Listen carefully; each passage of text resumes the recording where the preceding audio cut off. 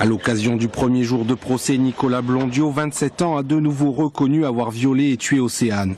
C'était le 5 novembre 2011, à Bellegarde, par une soirée pluvieuse. Il avait recueilli en voiture cette fillette de 8 ans qu'il connaissait et qu'il s'était proposé d'amener chez une amie à 200 mètres de chez elle, chercher un jeu vidéo. Océane n'y parviendra jamais. Violée, étranglée et poignardée, elle a été retrouvée à 3 km de là, entre deux oliviers, pantalon baissé. 3 jours plus tard, Nicolas Blondiau s'était présenté de lui-même à la gendarmerie alors que des prélèvements ADN allaient être entrepris auprès de toute la population, une expertise génétique qui incriminera ce père de famille. Un homme souffrant, selon l'expert psychologue, d'une forme de prédation perverse, de troubles de caractère et atteint d'un no man's land psychologique, susceptible de provoquer un fort risque de récidive.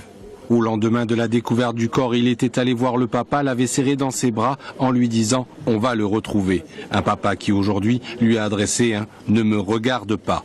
Accusé de meurtre sur mineur de moins de 15 ans, accompagné ou suivi d'un autre crime, Nicolas Blondiau encourt la peine la plus lourde du code pénal, la réclusion criminelle à perpétuité, assortie d'une peine de sûreté de 30 ans. Suite et dernière journée du procès, demain.